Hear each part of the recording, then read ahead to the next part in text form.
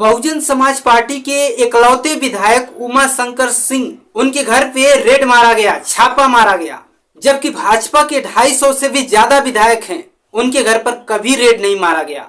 Samajwadi party के सैकड़ों विधायक हैं, उनके घर पर कभी छापा नहीं मारा गया। कांग्रेस के विधायकों के घर पर छापा नहीं मारा गया।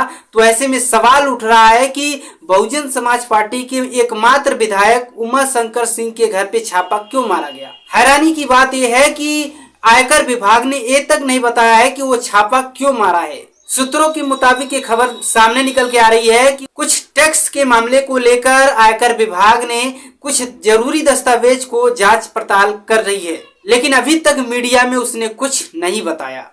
इसके बाद उत्तर प्रदेश के पूर्व मुख्यमंत्री बहन कुमारी मायावती जी का भी बड़ा बयान सामने आया है। उन्होंने कहा है कि जब से उमा शंकर सिंह बहुजन समाज पार्टी में शामिल हुए हैं, तब से उन्होंने किसी भी तरह से कोई धोखाधड़ी नहीं किया है, किसी भी तरह से अवैध संपत्ति को कब्जा नहीं किया है। ऐसे में उनके घर पे छापा मारना कतई उचित नहीं है। क्या भारतीय जनता पार्टी बहुजन समाज पार्टी से डरी हुई है?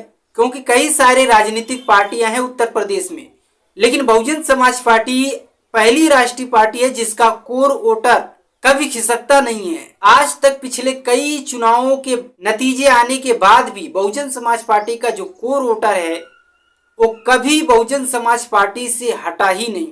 शायद इसी बात का बहुजन समाज पार्टी का भारतीय जनता पार्टी फायदा उठाना चाह रही है। जरा सोच के देखिए, बहुजन समाज पार्टी के केवल एक विधायक है और एक विधायक विपक्षी पार्टी और सत्ता पक्ष की पार्टियों से उनके विधायकों पर भारी पड़ता हुआ नजर आ रहा है। भाजपा नहीं चाहती है कि बहुजन समाज पार्टी का कोई विधायक, कोई सांसद चुनकर सदन में जाए और वो लोगों की आवाज उठाए, क्योंकि बीएसपी का जो विधायक बनता है वो जनता की आवाज उठाता है। ऐसे में जब बीएसपी का विधायक, सांसद सदन में नहीं जाएगा तो सवाल ये है कि सदन में जनता के मुद्दों को कौन उठाएगा।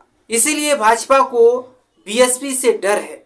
इसके साथ साथ आपको बता दें कि सिक्योरिटी के मामले में भी बहुजन समाज पार्टी की सुप्रीमो बहन कुमारी मायावती जी को कम सुरक्षा दी गई है, जिसका जिक्र बहन जी ने अपने स्पीच में भी कर चुकी हैं। हाल ही में उत्तर प्रदेश के डिप्टी सीएम केशव प्रसाद मौर्य ने भी इसके बारे में चर्चा किया है कि समाजवादी पार्टी के मुखिया अखिलेश यादव जी के सुरक्षा में 186 सुरक्षा कर्मी तैनात हैं।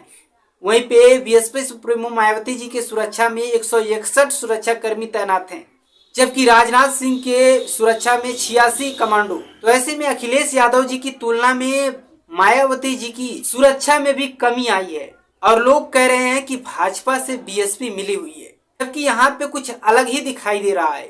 समाजवादी पार्टी का कनेक्शन कहीं ना कहीं भाजपा से दिखाई देता हुआ नजर आ रहा है, क्योंकि समाजवादी पार्टी के सैकड़ों विधायक हैं और 37 सांसद भी हैं, लेकिन उनके किसी भी सांसद विधायक के घर पे कोई छापा भाजपा ने नहीं डलवाया। तो ऐसे में सवाल उठ रहा है कि भारतीय जनता पार्टी बहुजन समाज पार्टी के साथ ही ऐसा क्यों कर रही है। वैसे आपको क्या लगता है उसे कमेंट सेक्शन में जरूर बताइएगा। मिलते हैं किसी और वीडियो में, तब तक के लिए धन्यवाद।